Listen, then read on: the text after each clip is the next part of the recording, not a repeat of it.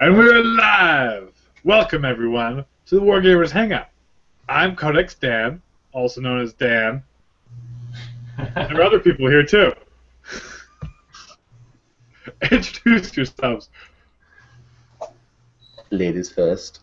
Does it actually work? That's you, Owen. Is it?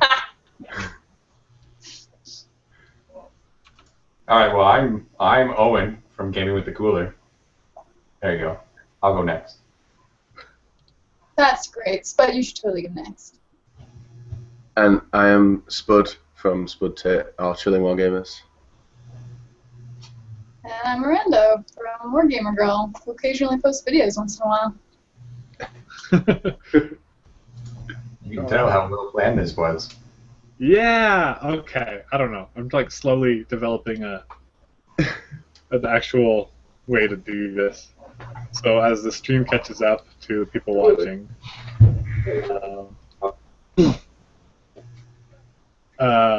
apparently someone's sending me something in the mail. I was talking to Dave on Skype yesterday, and people are sending me something, but I have no idea what. So I'm kind of... Anthrax. Anthrax? Is that like a demon? Kind of sounds like a demon from 40K, right? Yeah. Yeah. So, Speaking of 40K, have all of you been reviewing your 7th edition rulebook? I have not bought a $100 rulebook. Yeah, I haven't bought it either. We were talking about this. No, neither have I. I'm just going off of Oh, and have you bought it?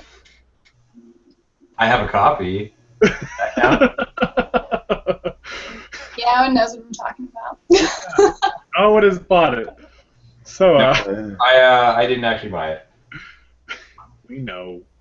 Why would I buy it? I like 40K probably less than all of you. Well, actually, that's not true. I don't know Miranda or Tate. I know Dan. All right, let's go with that.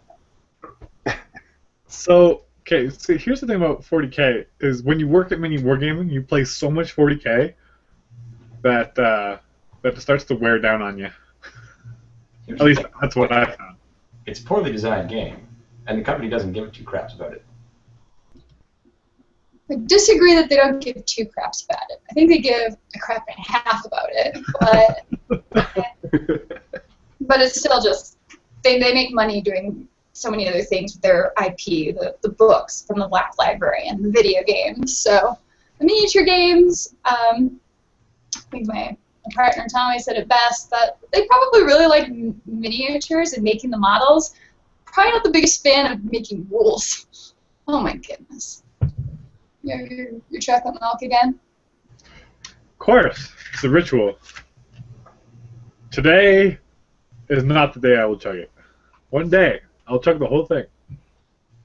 That is terrifying. It better not be when you come visit me.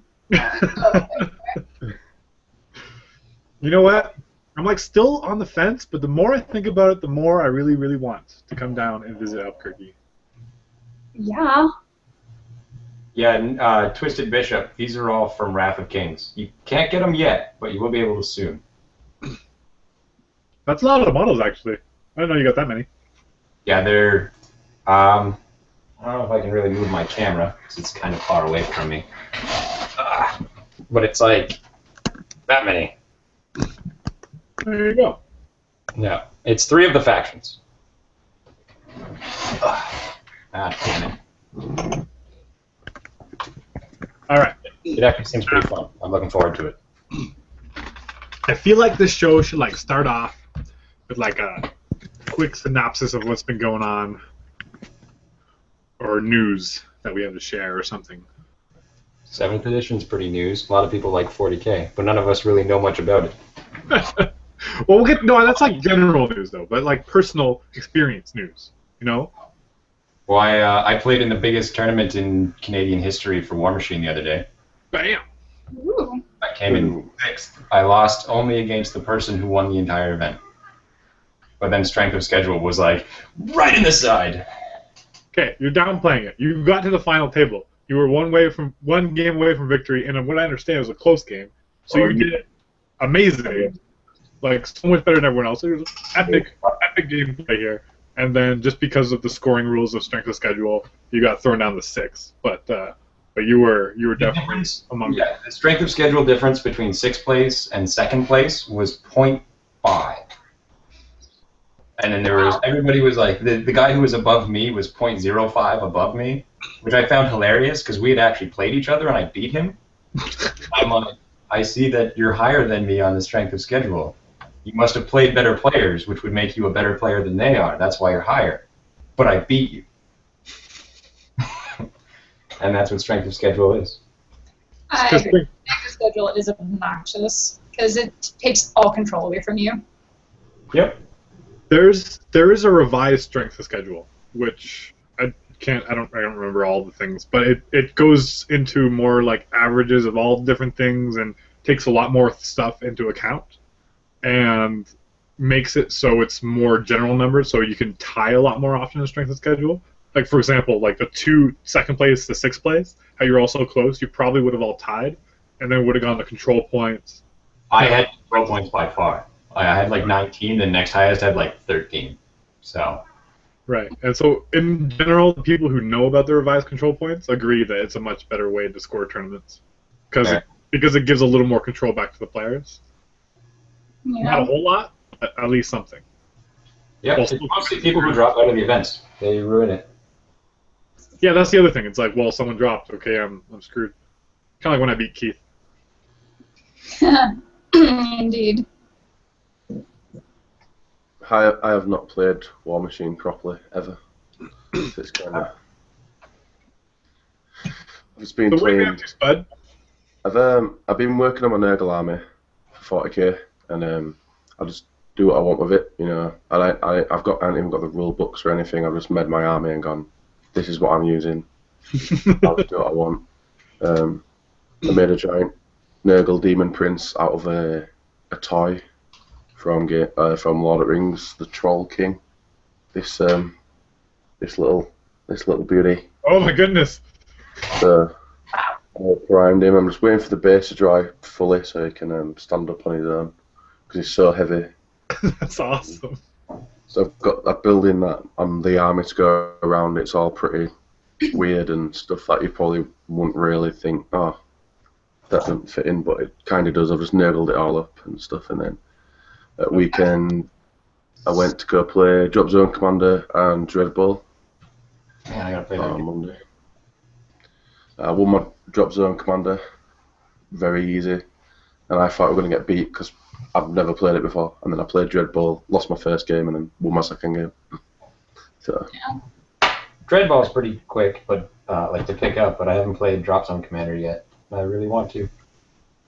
Drop Zone is pretty. It's very tactical. Yeah, that was what was luring me in. It's really, really tactical. It's like I don't think there's anybody that can like smash their army to pieces so they don't have anything left. It's more like you've got to go for objectives. Everything so it's pretty objective based, and you've got to move your ships to.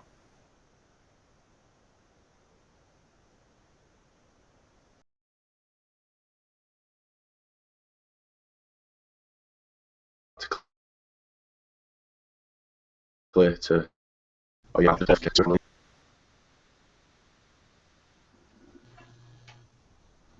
Everything seems to have frozen. We've lost Spud. I think computer froze there. Yeah, we're back. Did I freeze? Did I freeze? Okay. Yeah, something that everyone else froze on my side. Do it again. Bad Google.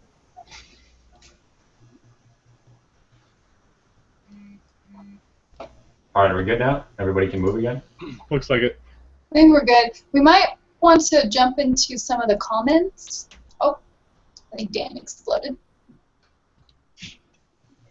They're really just talking about Wrath of Kings. Oh, can't really help there. Yeah. But Wrath of Kings and Bacon, that's the only two comments I've seen. Yep. Sounds good to me. Yeah. But frankly, that's all you need. Yeah. And a little bit of chicken here and there as well. All right, well, I'll talk about 7th edition, because I have looked into it. and I know people want to play it. This is my opinion of it. I don't like it, mostly because I don't like 40K. That's the short answer. Long answer is, let's just take even the pretenses of trying to make a balanced game and just throw them out the window, and let's just all play for fun. And I made this argument on one of my own videos a little while ago when I saw a lot of this information, that you need to have a tournament scene in your game because you need to have that competitive player who's going to come to the store and play often, not just fun, random beer and pretzels times, so that when a person comes into your local hobby shop, that's the game that's being played. And if other games are more competitive and they draw a more hardcore audience who will come out all the time and play, then that's the games it's going to play, and when a customer comes in, that's what they're going to see. GW did the same thing with Fantasy, and that's why Fantasy's not big anymore. Their rules got sillier and sillier, and now a lot of people don't like it because it's, I can cast one spell and win the game. They also have a magic phase, yes. Or that's where it started, right? And Yes. that's what broke it. It's like what I would understand of the magic phase is because in fantasy you get you roll 2d6 and that's how much dice you get, and then depending on how many magic users you have in your army, you have a small chance. If you roll a d6 for each one, if you get any sixes, you get additional ones to a maximum of 12. So it's really random. Sometimes you get barely any power dice. Sometimes you get a lot. Yeah. Excuse me. Chocolate milk is coming back up. Oh yeah, tastes good though. Anyways, now in 40K, what I understand is that you get a dice pool. You just roll 1d6, right, Owen? Yep.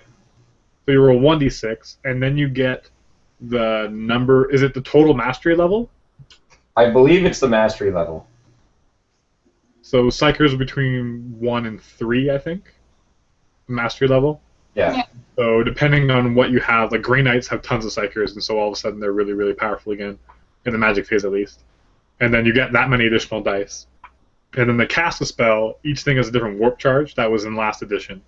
And normally, like whatever mastery level you were, that's how many warp charges you had per turn, kind of thing. So if you had one spell that was 3 warp charges, you could only cast that and nothing else. But now you have everything available, and you have to roll a 4 up to get a successful warp charge. So if it's warp charge 3, you want to be throwing at least 6 dice, because then that's the chance. Because if you roll 6 dice, odds are you'll get 3 4-up hits, and then that'll hit. And then the opposing player will get the same amount of dice, but they have to roll 6s, and for every 6 they roll, they negate one of your 4-ups. They won't get the same number of dice. They'll get whatever the original D6 was plus their mastery levels, and they can take from their pool up to as many as they want, apparently, and roll 6s to stop you from casting. Right. Right. Okay. But it's only on 6s that they didn't negate your 4s, which makes them one half, like a third as good. Yeah, so for every 2 dice that the casting player throws down, you have to roll 6. Or basically, for every 1 die they roll, you have to roll 3 dice to negate everything. But again, you don't need everything, you just need like 1 negated to be able to stop them. So it's kind of a luck base, but it's not as crazy as the fantasy. No, it's more crazy than the fantasy. The fantasy is less crazy, because you can make a lot more. Because when you roll less dice, the odds are more random. Where you roll more dice, it kind of like evens out on the bell curve, and it's a lot easier to be more statistical. But when you just roll 1 die, you're like, ooh. Well, okay, yeah, I guess it is more statistical to failure, because you need harder rolls. Like you need a 4 innately, you need a 6 innately. Whereas fantasy, you need really whatever you get, plus your wizard level and whatever you roll on the dice added together. So it's easier to try and math it out to what you actually need to cast a spell. So the psychic phase is pretty powerful now, because if they've taken some psychers and you've taken none, they're gonna really outnumber you anyway. They're going to get basically whatever they want in the psychic phase. Yeah. What are the powerful ones that have powerful psychic powers? Biomancy got upgraded again. Yeah. And I think the demonology, like the summoning one, is a big deal. Yeah, I like that. There's essentially a ton of recursion out of that. You can use those warp charges to bring on demons or something, and Yep. just really outnumber your opponent. Well, the really cheese thing is I do believe I haven't seen this actual chart, but from what I understand, you can actually summon pink horrors who are in and of themselves like wizards or psychers. So they'll add more psychers to your psychers list, which you can then summon more with. Mm. And it becomes this like ridiculous. Each turn, I'm just going to summon more and more guys, and then on turn like 5, I'm going to just bomb you into oblivion. But 40k is a game of not moving and shooting each other from across the board. But then again, there's more and more cover saves and, you know, hide behind Aegis defense lines. Oh yeah, night fighting is optional now. That's right. You and your opponent can agree on that, and then the other thing was the unbound rules, right? Like anybody can be with anybody. Yeah. Well, you can just do that now anyway. Like they have an ally chart, and you get like a benefit if you bring someone who's an ally. Mm-hmm. You can bring whatever you want, and there's no more forced organization either, so you can bring whatever. That was the thing, yeah. Seems very bizarre, and that's where your competitive play starts really falling apart because you get real jinkety. Yeah. Like the one guy, I'm going to bring nothing but riptides. Enjoy. Yeah. I brought all Helldrakes. I hope we have fun today. In the errata, I've emailed Games Workshop and said if someone does take 6 Eldrakes, they get punched in the nuts. So what happens is you're allowed to punch them in the nuts or in the groinal area before they start really hard as you want. That's what happens, I think. Okay. I've asked them to do that, but I don't know if they'll let me do it. I don't know. Mm-hmm. Actually, Make your own errata. Just start bringing mantas in 2,000-point games. Just one. Yeah. It won't even fit on the board. It'll be like, oh, it's your time to deploy. Oh, you can't deploy it's halfway up the board and wait. I won't move the first turn. Good? Good. Turn 2, I'm off the board. Oh, wow, now there's lots of comments.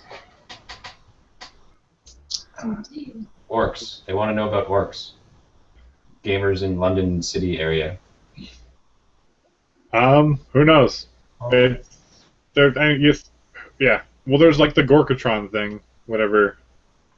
And it's good. It's got 5 hull points, armor 13, and the weapons are kind of not clear what they do, but they're like 150 points.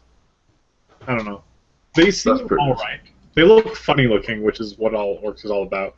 But they almost look like they can be scratch built quite easily, so that's kind of exciting. But at the same time, it's just like with the new edition, it's like I can't bring myself to start playing 40k again.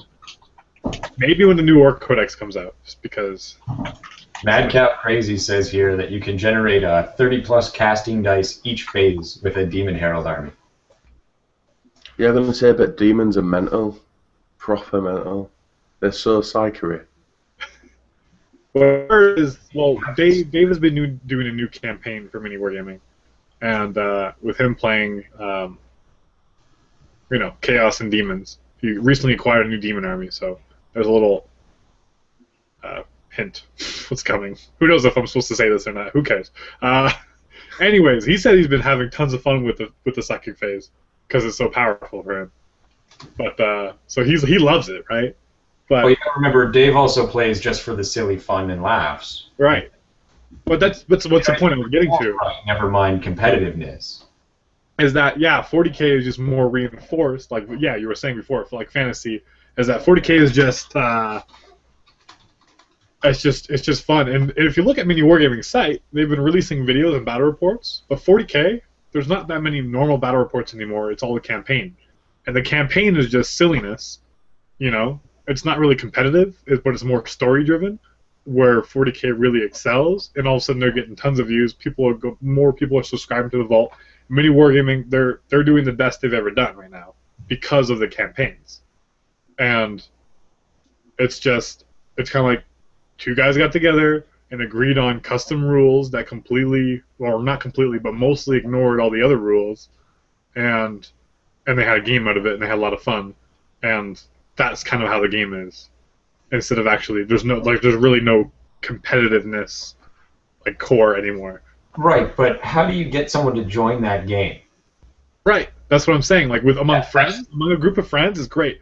But like among strangers coming to the club and playing together, that's where it kind of falls apart. And all of a sudden, 40K community is just those little pockets of people, and you're not growing. New players are super hard to come by now, and it's just ugh. Yeah, the only people that are going to keep doing it are the people who are like really invested in it. Because People they who've don't. already been playing it for the last decade. Yeah, you don't want to go and buy a whole new game and learn it. You'd rather just keep using your 40K models, and the rules aren't terrible. You can play silly games and have fun with your buddies, and that's fine. It's just like in 5 years, when you give up on the hobby, there won't be a new guy in there playing it anymore. Or in 2 years, when 8th edition comes out. Well, yeah, I don't know. As far as I can tell, their player base is not growing from any of this. So. And it seems like they're really leaving it up maybe to the tournament organizers or conventions to help make up for the lack of competitive play. I wouldn't be surprised if like actual conventions, when they're hosting tournaments for competitive play, actually require their own force organization chart or kind of customized rules for that convention just to try and leave some room of, so that people can compete without every list being some weird skew. Yeah, well, if you look at even fantasy tournaments right now, all fantasy tournaments will have their own rules that are like, okay, these are the actual rules, but these are the rules that are playing in this tournament, and this is how we're going to play. Like, they've had to do that for attempted competitive play. And then, so 40K, it's exactly the same thing. It's like, well, they're going to do it anyways, so they're just... It doesn't sit right with me. It just doesn't feel like... Well, think of it this way, like, as you were saying, the tournaments want to do them each in their own. So you and I decide we're going to go to Adepticon and we're going to play in the tournament. What rules do they use? Because the tournaments here use these rules. The tournaments there use those rules. This convention uses those rules. I mean, the hope is that someone will... something kind of get together and work together and all do the same thing. As if they made some kind of rule book that they could all work off of. My God, it would be genius. Then you could play the game competitively, and you would have this big book that everyone would look at. Wait, I'm confused. Yeah, stop talking. Oh, and you clearly don't know what you're talking about. Clearly. And then GW sues you. Don't change our rule book. Yeah. There you go, Fred. You called it. Well, I mean, but they do that for like Combat Patrol and like you said, for fantasy, like, and tournaments still support canceled game systems or whatever, Necromundo and Blood Bowl and all that. So, I mean, they've already kind of been doing that. So, it's how I expect them to be able to keep, 40K crowd. And the 40K is still so big. Like, there's still so many people who play and have no idea of, like, anything else still. They haven't, like, gone out. It's like, I don't know, it's like living in your parents' basement or, like, a Bad Religion or something. And it's like, it's there, and it's all you know, and it's like, whatever, but then all of a sudden, like, you get out of the house or, like, try something different, and all of a sudden you're like, oh, there's more out here. This is neat. There's a lot of cool stuff on that internet.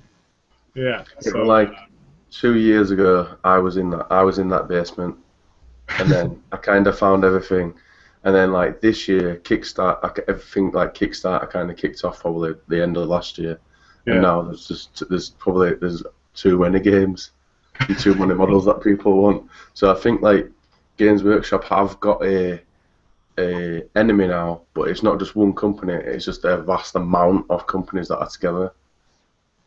That's true. I mean, the entire community has exploded, and there's so many skirmish games out there. I mean, Infinity took hold out here in Albuquerque. It's probably the strongest meta in the state, and it's only come in the last year, maybe two. It's the biggest here.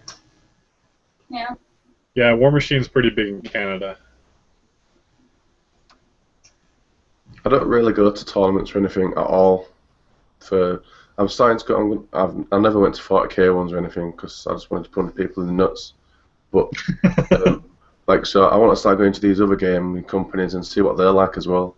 I want to experience, like, there's a Dread Bowl tournament or a Drop Zone Commander, and go experience it, see what it's like, if it's kind of the same at that, like, competitiveness, because I'm not really a competitive guy, so it's kind of like really awkward. Like if I move my guy an extra millimeter and they go, "You move an extra millimeter," you just like get really angry with him. But I have to see what it's like. You know, I've never really properly experienced it, tournaments and stuff properly before. Yeah, it's definitely its own thing. I personally love it, but I really like being competitive. Maybe it was just growing up with 4 siblings, 3 brothers. But there is a time. There's a time to be competitive, and there's a time to be silly and have fun. And 40K is the time to have silly and have fun for me. And fantasy and 40K, mostly fantasy right now, just because I don't have any 40K models on me really, is fun time and silly time. And then War Machine is, there is still fun times, not so many silly times, but more competitive in that nature. Yeah, but at that point, why have a rule book at all? Why not just everybody makes up their own rules? Calvin Ball now, or I don't know. Like, why spend $100 for a rule book that's like, oh, well, here's the rule that says you don't have to follow the rules, and here's the rule that tells you that you can't do a whole lot against this army. But it's all fun, right? Why indeed? That's basically the question, isn't it? Yeah. It's money. It's all about money. Everyone knows it's just about I think money what now. we're saying is you're doing it wrong. What all of us agree on is don't play it if you want to play to win, because then you're an asshole. That's, yeah, I mean, that's kind of the big problem with it, because you're going to take the models and, organize it. What is the Taudar and other lists that just... Let's go build the ultimate efficient list and just wipe the field on everyone. And they've made it so easy for you to do that, and now no one wants to play like that. I mean... Oh, but you can also play silly games, see? We have these rules where you can do whatever you want whenever you want. Well, what happens, I could probably make up some rules myself. Those same rules are what broke everything else. Yeah. Anyway, I'm going to go look at the comments. That's what I'm doing. Fair amount of agreement. Invest $5,000 in an army you don't want to branch out because you spent a lot of money on it. Yeah, that's what I was saying. You're going to still keep the people who are really invested in it and don't want to go buy a new game. I mean, that makes sense. But that doesn't mean like they're going to play it forever. Advanced Maneuvers says, I'm with you, Dan. I hope 7th edition might have got me back, but it hasn't. Orc is a last hope. Yeah, pretty much. I wonder what they'll bring out after orks. I wonder who's coming next. I don't know. I don't care. Once orcs are out, I'm good. I wonder if they'll bring Space Marines out again. Maybe the sisters will get a new PDF. They're just going to launch supplement after supplement. Yeah. $50 demi codexes. But anyway, this is becoming a big B session. We should talk about something positive. I'm talking about BW. I can't be positive. All right. So I don't know how many people play X-Wing, but I seem to play around once a month with my buddies. And I may or may not, well, I definitely did. I bought the big cruiser. Look at it. It's so big and useless. It's got all the cargo compartments, but it's like, and it's got like massive bits. What is that huge new one? I just saw that one in the game store the other day. Yeah, I was playing with it too. That's It was that club I was at this evening, actually. I couldn't afford the other one, and it was sold out. The guy in front of me bought it. But yeah, but it's cool because these ones, they have their own turning template. So it's like this. And so what happens is this is going to fall and break. There's like a little hook on the bottom here. You can see. And so it kind of hooks underneath, and then you kind of put it like that, and then you move up like that. So it's kind of like more, it's not like massive arcs, and so it's kind of more of a gradual thing. But the rule is, if this thing hits anything smaller than it, it just dies. And yeah, I'm going to say my friend told me that over there. It's pretty cool. Yeah, so you got to be really careful. But then, like, there's, like, cool rules that you can, like, dish out stress tokens and different things like that. So there's some cool strategies, and it's not overly expensive. What? The big one dies or the little one dies? The little one dies. Yeah, okay, okay. You take 1 damage point, or you roll for 1 damage point, and then you die. What you're saying is I should just bring those and try and bulldoze my opponent. Right. That's basically what you have to do. You gotta herd them into this place and just like, and if you run over an asteroid, the asteroid's removed and you take 1 damage, kind of thing. So it's kind of just bulldoze clearing stuff. I think it's a pretty cool addition to the game. And then also you get an extra X-wing with this one, and then additional pilots. That's pretty cool. You get Porkins, the ever so important Porkins. If there's anything I've learned from X-wing or Star Wars, it's self-confidence. As soon as the pilots get like any kind of nervous, they're like, "I can't see them. I don't know." Ah! It's so true, though. There it is, the Corellian Corvette. That is what See, we wanted. I've never been massively into Star Wars. I get it. I've watched it a few, like probably like, I've watched them all at least once. Careful, Spud. Careful. Star Wars. I admitted this at Adepticon while everybody were playing X-Wing, right? And there were like 3 or 4 games where I went, you know what, Isaiah? I don't even really like it. I don't even like Star Wars, really. And everyone just like stopped and was like giving me this Death Star of Doom.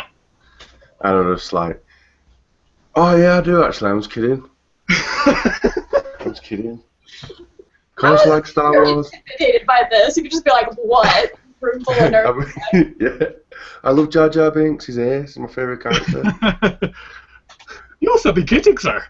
I don't even know what that accent was. That was Some guy took the prequel movies in Star Wars and re-edited all 3 of them into one movie that has it plays out almost entirely different than like the narrative in the other movies. I didn't watch the whole thing. I watched like the first 10 minutes and I'm like, this is insanity. But yeah, they basically cut the entire movie and put scenes in different locations, so it makes sense as like an actual story arc. Whoa. Yeah. For the prequel trilogy? Yeah, the prequel ones. I'd be willing to give that a shot. It's been well over a decade since I've seen any of the prequel movies, but I have watched the 90-minute Star Wars reviews, which are pretty spectacular. So. The Clone Wars animations are pretty good too. The computer one or like the cartoon one? Like the computer animated one. Oh, I like the cartoon one. Well, the cartoon was a bit better. Pardon me? Yeah, I agree with you. I just like that one when Mace Windu just jumps into the whole army, kills them all. And then you go, why? Well, how do you lose this war?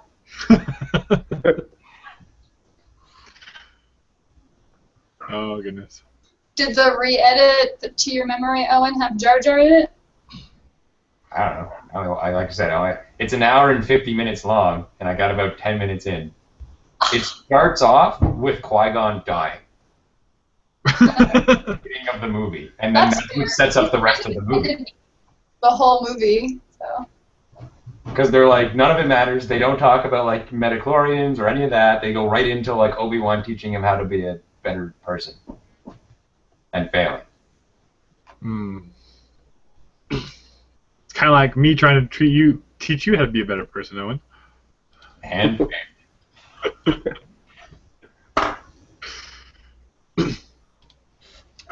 let's see, what else? I went to a local War Machine tournament. Well, local, it's like 3 hours away, but people travel like crazy for tournaments around here for some reason.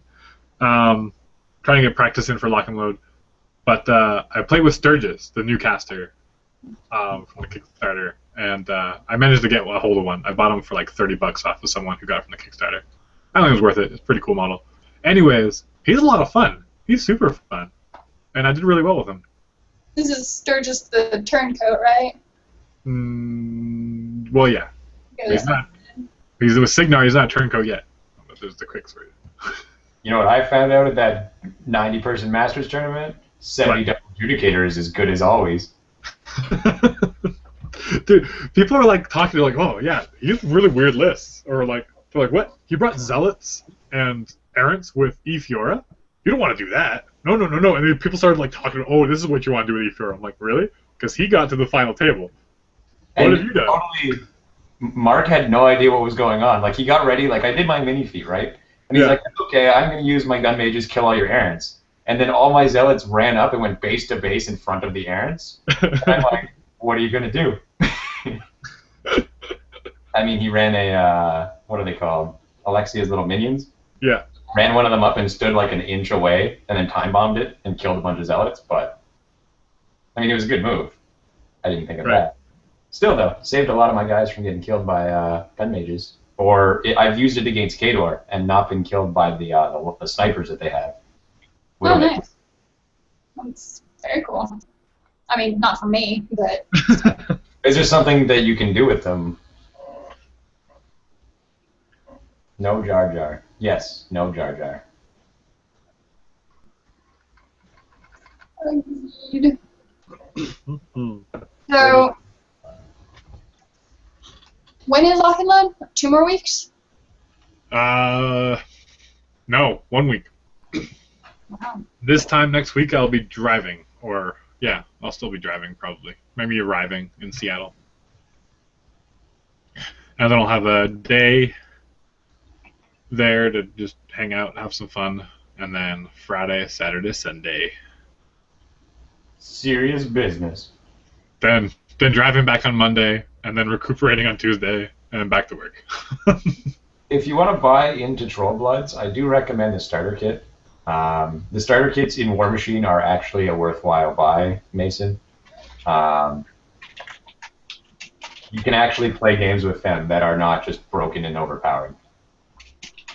Unless you get Peace Orchard. Yeah, she's so powerful. You can also do it too. I played like a learning game against a guy with Thomas. He was actually commenting on our last one about the old hag or old witch. Anyways, so I was like teaching him how to play. I'm playing a game against him, and I'm like running around with Sturgis being all fancy, and I like teleport back, and all of a sudden it's like, wait a minute. It's like I've killed like almost every model in his army. Like I'm about to win, and then like Peace Orch is like feet and kills him. I'm like, oh yeah, I forgot Peace Orch could do that. And then I lost. P. Vlad's another one to worry about. Like, you can kill him almost down to where it's just him, and he can still kill you. Yep. But yeah, the starter box for trolls comes with Madrak, 2 troll impalers, which one is pretty good, that's Snipe, and the troll axer, so 3 lights. Yeah, it's pretty good. And then the troll infantry is actually, I think, pretty good. So. Troll infantry is where it's at. They have to depend on that game-breaking mechanic. Well, the 33% chance to not die. 33% chance to just never, no matter what you do, I will live. Just shrug that nuclear blast, that orbital bombardment right off. When my POW 28 Judicator does a sweep on burrowers and the 2 of them live. Ridiculous. Like, it's dice plus 15. You shouldn't get it up. You should just be taken off the board. That's true. That should be like a mechanic that, like, if it's like you can only tough if there's another amount of damage, like overkill, like Pathfinder or like Dungeons and Dragons, like when you hit in the negatives, right? If you hit too much in a negative, you're done. Well, if you are somewhat in a negative, you can be healed up and resurrected or whatever, or immediately, like you're just unconscious, about to die. You're talking the infinity unconscious mechanic. Oh, really? Basically. Oh, cool. If you take too much, you get knocked out, and then medics can bring you back, or you can just get hit again and die.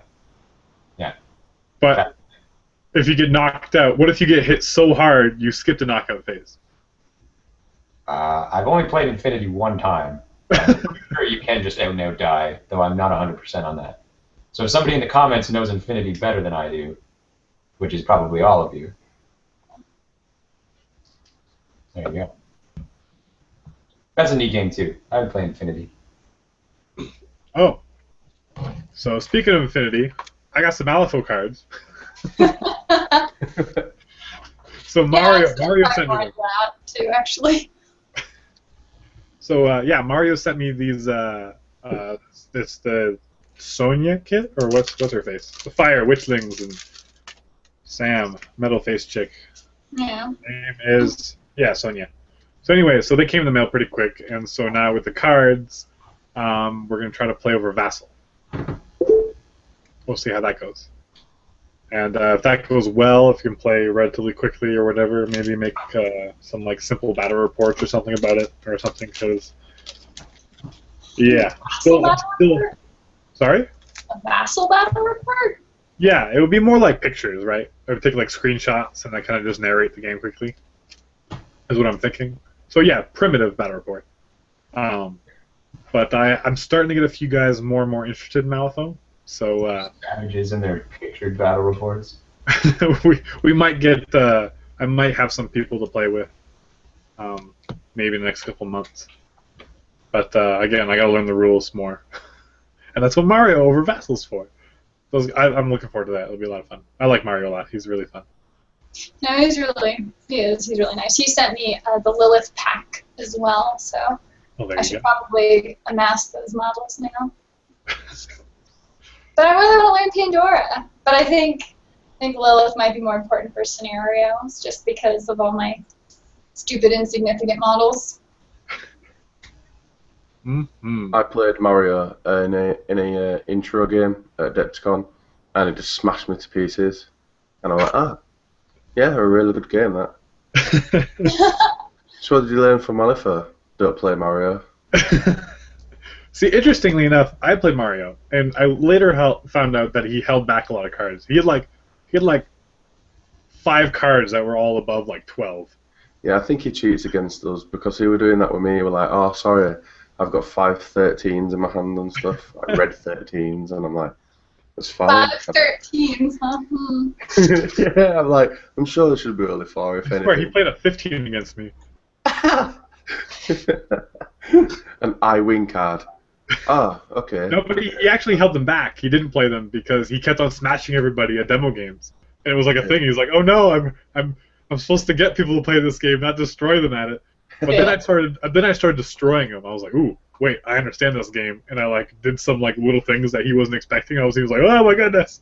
And then by that time it was too late when he started playing his overpowerful cards. So he held back against me, and that was his downfall. Don't underestimate the Dan. That's why you never hold back against Dan. Crush him into the ground, and when he looks like he's starting to come back, hit him again. It's true. When you go, you know what? I feel kind of bad because I'm really pushing you down. Keep going and get over it. Man, you guys sound like siblings. If I'm still twitching, then you haven't hit me hard enough. Yeah. If there's something left to twitch, keep going. Want to play fantasy again, Dan? I'm like, alright, I'm gonna play this, and I gotta deploy like this. And you're like, okay, I snipe your general. I'm like, what? Can I just put him part of this unit? Like, just move him half an inch over so he's part of this unit? You're like, okay. No, that wasn't it. You were in the unit, and I was like, no. You were just angry because I played so brutally with you with the War Machine. Yep. And that whole 40k thing when I'm like, I'm going to bring Tyranids in all melee. And you're like, okay, I'm going to bring 6 flyers. Did I do that? Yeah. Oh, I totally did. Did I even win that game? No, I did win that game only because I made a bajillion Feel No Pain rolls on my knobs. Yep. Oh, wow.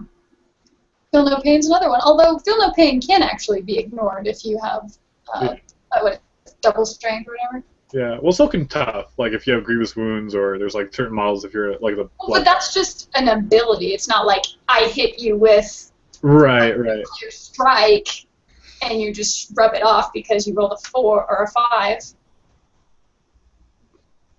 Unless you're Brother Corbulo, and it's on a 2+. Blood Angels are good. Wait, they have a 2+ Feel No Pain? Yeah. What?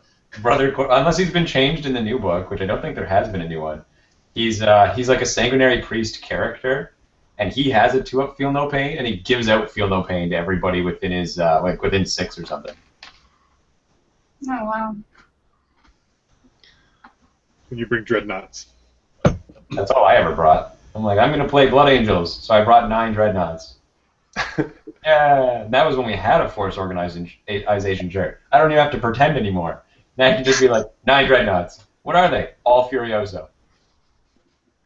See, that was half the fun, was building lists and trying to, like, stay within the parameters, but just barely, trying to abuse it and, like, okay, like, this is what I have to bring, but if you go, there's a little loophole, and you can bring extra guys, and this kind of works, and you're like, cool, and that was a lot of fun. The list building was a lot of fun, but now list building is, again, it just It's not a thing anymore. it's boring. You just agree to a point limit, and then Like before, I used to have to tell my opponent that I was taking X amount of this or this unit because I want to. Now I just put it on the board. It's pretty awesome. I think for some people, I'm gonna say this, I think some people, like for me, it kind of works, but only because I don't want to do it to win. So it's kind of because I think it would be pretty cool. Like I know another guy, he collects chaos, and I think he was the most excited person ever when that rule got thing out, because he's the same. He's like a builder, and he just builds amazing models what he couldn't use before without asking. But now he can just bring them and say, "I'm using these." I guess that's Dan, there's a new comment that says, "But Dan, you said you were going to head to Seattle. Would you be opposed to a challenge of some form?" This sounds like a table flipping contest to me. Ooh, wait. Where? Oh. yeah, Puppy Hater. When I was at the Masters this weekend, there wasn't a caster that I underestimated. I actually really overestimated. Mordekar, he has a spell where it's the strength +5 of a war beast, and it's a spray that he shoots out of the war beast.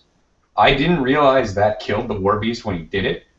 I spent the entire game terrified of like Beast walking up and him using his 12 Fury to just like spray the hell out of Krios, and I was terrified the entire game. And then one point I was like in the open, kind of like for the first time ever, and I'm like, I'm gonna die. He's gonna trample and he's gonna kill me and he's gonna do it again and again and again. And he's like, oh, I can only do it one time. And I'm like, are you serious? Oh, I don't have to hold back anymore. Then a daughter killed his caster in 2 hits. Was that the free strikes? Yeah. Was that what I was reading online? That's what that was. He walked away from her once and took 6 points. And then, like 2 turns later, he had cut himself for 2, and he walked away from her again when he had just sent in his the dude with all the lanterns. Yeah. Whatever heavy that is, the despoiler. Killed a bunch of my guys to clear the way. So he had 13 Fury this turn, by the way, from like souls and stuff. So he was about to walk up on Krios, who was sitting on 3, and was going to kill him. But he had to walk away from the daughter, and I rolled a 15 and killed him. So lucky. Yeah. You're right. You deserve to be second. I mean, it was. We rolled it out anyway, and he still didn't kill Krios. But like, it wasn't a reliable kill. I was full health with guys still in the way, but it was his chance. And I was up on scenario, and on models. Yep, Krios is good. Yeah. Okay, going back to the Mason Krukabar. But Dan, you said you're going to head to Seattle. Would you be opposed to a challenge of some form? I'm only going to bring my War Machine stuff. So if you have War Machine stuff, I'm going to try to play in the Masters qualifier, just because that'll be fun. But other than that, I'm pretty loose. I think I might just be playing like pickup games and try to film maybe a battle report or 2. So I don't know, find me, and maybe something can happen. It's hard trying to play games with Dan though, if you're looking for games. Because like when we went to Adepticon, we just got split within 15 seconds of walking into gaming hall. Yeah. No. But at least at Lock and Load, it's just focused on basically one game. I mean, Privateer Yeah. Pest has other games, but they're pretty small-ish kind of thing. So Yeah. it's a little more focused, I think. That'd be easier. But yeah, yeah. Me and Spud were like, hey, let's go find a demo to play. Let's go find some like new game. And then we found the game. We're like, let's play this. And they're like, I don't know the rules. The guy Yeah. Yeah. we're like, oh, okay. We'll go. And then we got distracted and we got separated, and nothing ever happened. Then we met at night time and that were it. Yeah. Oh, it was great.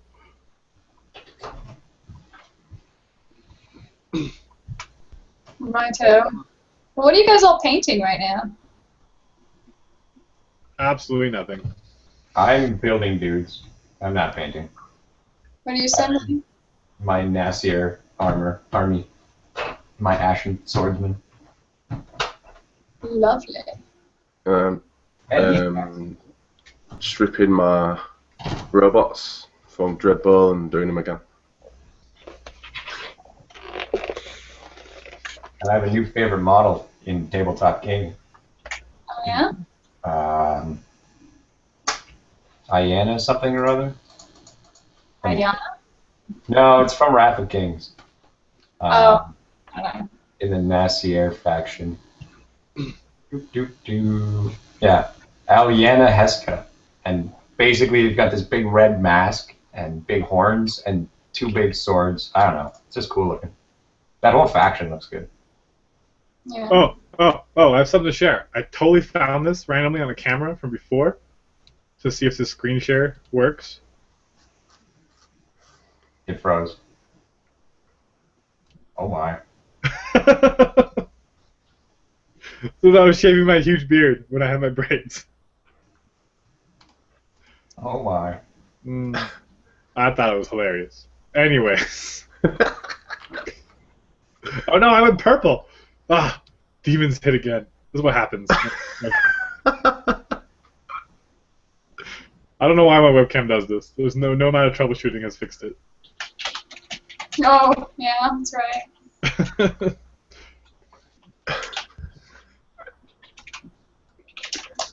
Now I'm painting a Khador war dog. I was planning on starting soon. Yeah. I'm reading comments. Okay, so for the first time, I have bought a couple models. So they're kind of useless for Signar, I know, but I bought Iris and Gorman, which are like the staples. Everyone is like, you have to have these, but I've just never played with them, and I figured out that I should probably get them because they both fit in my lists very well. You can't black oil jacks that are under passage. Actually? We can't target them with the black oil. Oh, because you can't. Oh, yeah. That came up during that final game between me and Mark. That's funny. Up to Gorman, and he's like, I'm going to black oil your Reckoner. I'm like, no. I have passage. And he's like, all right, I'm going to do it on the... You don't have passage, it's not marked. And I'm like, yes, it is. And the judge is like, yeah, it is. Because I mark my choir instead of my jacks. Right. It uses less tokens. But yeah, it's a good way of being like, and now we're going to kill you. I think he black oiled like a zealot instead. Woo! Just hoping for the miss and scatter. Yeah. Yeah, Menoth is just it's like playing blue in Magic cards. Mess with you. Can't. Here, discard half your deck. How do I know that much about What's that? You want to actually play the game? No. Yeah, that's a very meta style of play that I don't care for. I play E-Krios. We don't deny anything. We just take it in the chest. That's your bajillion amounts of infantry list? The 5 units of Knight Exemplar, full errands. Yeah, daughters. That's pretty much it. Yeah. Oh, and the 3 seneschals that always make the game. Yeah, they're really good. Yep. I played a game against the Krios on a horse. He's awesome. I killed his whole army. Like, all of his horses. He had 2 units of Avengers, and I killed them with Storm Striders and awesome rolls. And yeah, I killed absolutely every single model except Krios. But I had lost my Stormwall, and I had nothing that could actually kill him. And he started just camping in the zone and killing my stuff that was contesting. And I was running out of time on my clock, and I was like, I don't know what I'm going to do. And then finally, I made a mistake and didn't contest the zone, and I lost the control points. But I was like, I can't do anything against them. And I was like, and that's when I realized I needed Iris to shoot all off that focus. Like he's like 1623 or something like that when you put his can't cast spells on me thing and upkeep it. Yep, and there's +2 defense too. Yeah, he's mat 10 when he charges with an additional die take away the lowest. And you can put Ignite on himself if you wanted that instead, and the POW 16 additional dice take away the lowest on the charge. Yeah, he's pretty insane. Oh, and he charges like a 13-inch threat. So this is why I need Iris to shoot off his focus, and then I can somewhat kill him. And his upkeep. so good.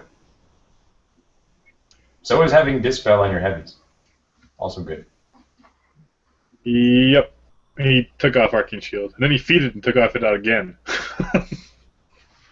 So that's how Stormwall died. So weird. Like it's so much. It's just Purify and then like a poor version of Veil's feat. Yeah. Especially when you compare it to his other, like the other Krios' feats that are like, Yeah. and then his is like, I get to Purify. Oh, what happened? Can we have Krios 2's feat now? Or 1? Krios 1's feat is so powerful. Yep. It's really nice, yeah. It's just a pop and drop. Oh, I built a new list for Food Machine. I've got 2 lists now for it. One of them is Sloane. She has 8 defenders and 2 full choirs. Wait, The what? other one, yes. Choirs? What's Yeah. Food Machine? You can cheat in Food Machine? You can bring non-faction as faction. Like, Wow. you just break the game? Yeah. You donate. It's like food donation, which I'm Right. totally okay with, but you can do that. And the other list is E. Fiora, and she has a squire. Squires are good. I like Squires. Especially when continuous fire doesn't go out in your control, and your control is bigger. Yeah. I was thinking with Harvey, but that seemed pointless. You already have like full board control almost. I need the 22-inch control. Yeah, that extra 2 inches is not going to make a big difference. Like, putting it on a 5 caster is a bigger deal than putting it on a 10. Yeah. Yeah. But the defenders with the choir, it's really good. Well, yeah, when you're Rat 8, POW, 17. yeah. All boosted to hit. And they're range 18 because of the fire group. Yep. And they all get to shoot twice on the feet turn. That's Yeah. when you just bring hordes of little men. You're like, go ahead, shoot us, we don't care. Can't kill all of us. Yeah. We don't have to. We will literally use 4 of these to clear a way to your caster, and then use the other 4 to kill your caster. I don't think it's actually 8. I think it's only 6. I could only fit 6 of them in. Yeah. Are you bringing any other things, like Arcane Tempest Gun Mages or something? No. Fiora's the stealth drop. Sloane is the everything else. Huh. I mean, even a Colossal. Dice off 2 or 3. You shoot it a lot. You'll kill it. Yeah, that would hurt. Vanquishers. I tried to bring those back at this this event because no one uses Vanquishers anymore in Menoth. They've been like replaced in Fiora's lists. Wait, Vanquisher is the one with the 4-inch AoE that lights everyone on fire? Yeah. Yeah, they're great with Efiora. Well, no one brings them anymore because you bring Adjudicator, and it does the same thing with more AoEs from further away, and is also Adjudicator. I guess that's true. But this is what you could do, which is, I saw this, I looked over at a game. So it was Menoth versus Menoth, and the guy had like full Temple Flame Guard, feeded, ran up, and he moved up his Zealots and mini feeded, and then he shot a group of 5 Zealots, and then used the whatever auxiliary attack from the Vassal to shoot the other squad of 5 Zealots. And so all of them were on fire. And then Fiora walked up and feeded and moved every fire token onto his other army. And then just everything was just covered in thing, and they were within range of Fiora's feet. And so all of a sudden it was like POW 12s on everything. And then all his infantry just died. And it was hilarious. The only downside to that is Fiora only gets focus if it's on enemy models. Right. And if you're moving up so they're all within 12 inches of you, like enough of them that you're going to kill a decent amount, you're not camping all that much. I don't know. He did it pretty well, and he was relatively safe. He had Adjudicator also move up in front, and That would do it. it was... I mean, I agree. It's a great plan. It's usually risky. Well, it's kind of like they were jamming him, right? So Fair enough. he wasn't like reaching out and killing his army beforehand. It was like they're going in the jam, and that was his anti-jam. Because I've done that. I've reached out and killed my own army. It was against P. Gatsby, the guy who does that POW 5 thing. Uh-huh. tried to kill my guys. I'm like, ha, I'll kill my own people. Thank you very much. Lit them all on fire, and then went up and lit him on fire. Excellent. Thomas K asks, what about against Menoth Jack Army? Your defenders would just cry, right? Yep. But you can't put passage on casters. You just put 2 jacks together and done. So I'm stuck with Mat 9 POW 18 melee defenders. Yes. Darn, that's unfortunate. Can't get anything done with a speed 5 Mat 9 POW 18. Nothing at all. Who does Cortex damage? No, defenders are pretty good jacks. I like them. And they can also refuge around. Because they can hot swap refuges. They could be just like walking around everything. Well, Bishop says, what would you suggest as the next unit purchase for a Kirks player who already has Bane Thralls, Mechanothralls, and Vials? Bane Knights. Bane Knights? Yeah, that's probably pretty good. Also, yeah. this world. Yeah, the next unit purchase would be Bane Knights. They are amazing. Or Statistics Raiders. They're also good. Tartarus. No, it's a unit purchase. Unit purchase. Right. Oh, it does. Tartarus is a unit. Tartarus is only kind of a unit. What are the blood? What's the blood hag card? Like the blood witches? Blood Yeah, witches are pretty good too. Blood witches are great against trolls. Yeah. Unless they have that attachment to the stone, and then you learn a quick and horrible lesson. Yeah, I don't know why people don't take that attachment. It's so good. People are bad mostly. Yep. They're trolls. That's why. Because they're troll players. Therefore, they're already not doing good because they're playing trolls. Man, I hate that faction. Well, do you guys want to start wrapping it up? Yeah, it's about the time. I have barbecue waiting for me. That's cool. I actually need to talk to you and Owen right after this. But it won't take much time, I promise. I think I'm getting in trouble. Spud, how you doing over there? I'm alright, thank you. You were all speaking Japanese for at least 15 minutes then. Yeah, I realized you got it. I was like, yeah. It's just like, you know, like when you listen to another language and you realise some words out of it. I recognise some of it, but some of it's fine. It's totally fine. I'm happy to be here. That's so crazy though. Don't you think about like all the different types? Like we're all the same type of nerd, but depending on what game you're playing, the jargon just can just seem yeah, right. You and I in the same category, are you? Be quiet there. Be quiet, Owen. I would say it's probably more like dialects rather than like language barriers. Yeah. Does anyone know of a use for these foam things? Like, that they use them for? I put it under my compressor so it don't make a noise, so it don't vibrate on my table. Alright, that is a use. That's the best I've got so far. Because I've got 150 of them. Oh wow, you could soundproof I your don't know house. what to do with them, and I don't want to just throw them away. Like the same with like the plastic containers. I'm like, I don't know what to do. I don't want to just throw them all out because there's got to be something you can use them for. Well, the plastic containers are pretty good for mixing paint or JB Weld, as I hate pinning, but they're just mixing things, disposable. Thanks for that. I'm trying to remember what we use our foam for. You could also, so in these plastic things, right, you could put like mini cocktail sausages in them and then put them in your pocket. I'm gonna fill them with rum and bring them with me. I think I've just killed Dan. Wow. But yeah, that's what it's quite a good use for them.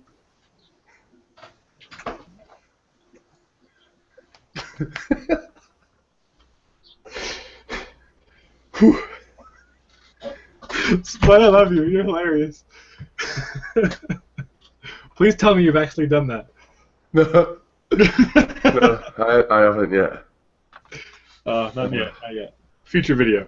Future videos. Okay, final comments. Dan, it's your show. Pick a comment. It's kind of like a... Yeah, I guess it's on my channel, but I think it's only because Miranda can't host it.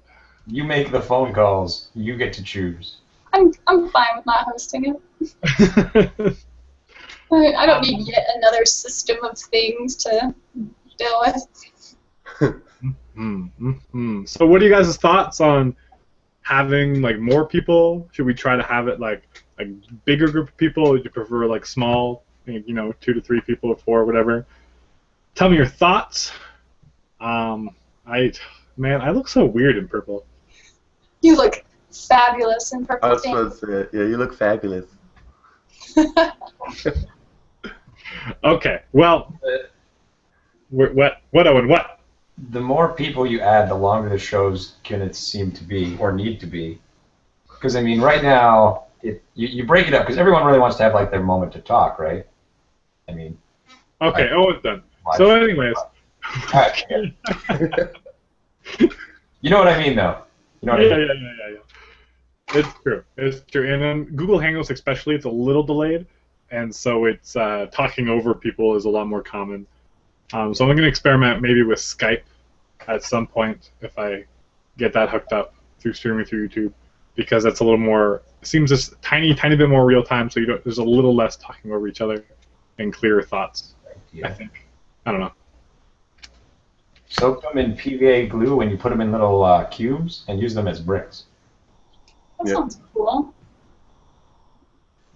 Or just throw them in a big pile around your colossals so they don't break when you transport them. Well, and it still requires you remembering to put the foam in, doesn't it? Yes, it does. My adjudicators never break. Even that one time I rolled him off my seat and he skidded into the front end of my, yep, he was fine. Wow. Your adjudicators aren't even like fully built though. Yeah, well, alright, fine. They don't have the rocket pods. Which is what breaks. It's the arms that breaks. Oh my goodness. Anyways, thanks everyone for watching. It was a lot of fun. Again, hopefully more videos in the future for all our channels. Again, Codex Dan. I'm on YouTube. We have Owen with Gaming with Cooler, Spud with Chilling Wargamers, and Miranda with a Wargamer Girl. So I should probably put links in the description to this. I'll do that sometime. Anyways, again, thanks for watching, and we appreciate your love and smiles. I know we can't see your smiles, but I can feel them right now. Try having a theme discussion. That's a comment and a good one. Yeah, I agree with that. That means that you could prepare something. Yeah. What? That's not. I don't prepare anything. I haven't prepared anything. Silences. I like having a general idea of what I'm going to talk about. I think I mentioned at least everything that I wanted to this game. Oh, besides one last thing. So I picked up a little Axe deodorant thing on the weekend because somehow I forgot to put deodorant on before I went to the tournament. So I was one of those wargamers. I was like, oh no! And I started to feel myself sweat and stink, and I was like, no! I'm back in high school. I mean, anyways, so I ran around, and I found this, and I sprayed myself up. I rinsed my armpits off in the bathroom quickly. Anyways, it was a close one, but we saved the day.